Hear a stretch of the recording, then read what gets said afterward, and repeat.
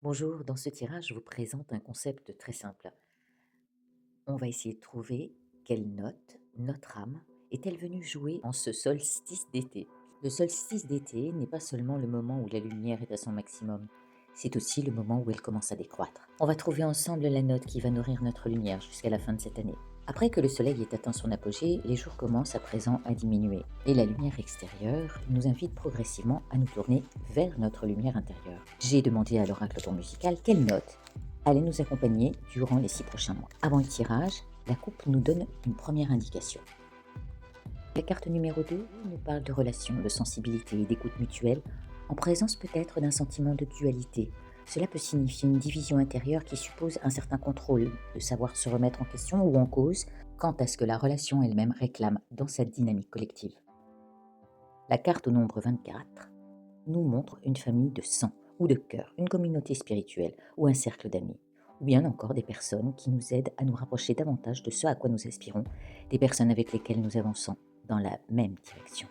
Comme si le portail de ce solstice nous rappelait ceci.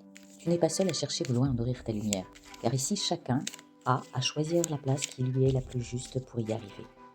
Et c'est en se serrant les coudes ou en s'accompagnant mutuellement dans la droiture, avec honnêteté et exemplarité, qu'on aura les meilleurs résultats pour l'alimenter. Dans les 3 cartes pigées, la première carte va nous donner l'indication de la lumière qui se montre à nous avec le nombre 10, qui marque donc l'ouverture d'un nouveau cycle. Le personnage avance avec sa valise, il est en mouvement, il ne regarde plus en arrière.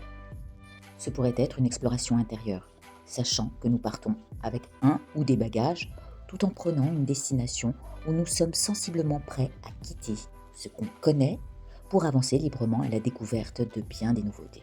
La deuxième carte, elle, c'est la note qui va nourrir cette lumière. La note que l'on est venu chercher jouer. Le talent que l'on va mettre en avant, la vibration, le message qu'elle veut exprimer. Ressort encore une fois la famille, l'honnêteté, l'exemplarité. Cette carte revient au centre du tirage comme le thème principal d'une chanson. Le message est vraiment fort. Notre lumière ne grandira pas si nous essayons seulement par nos propres moyens de la faire croître.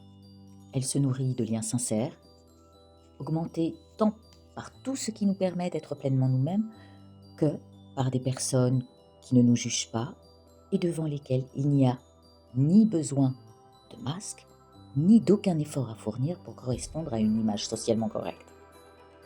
Quoi qu'il arrive, le soutien est là, le lien indestructible.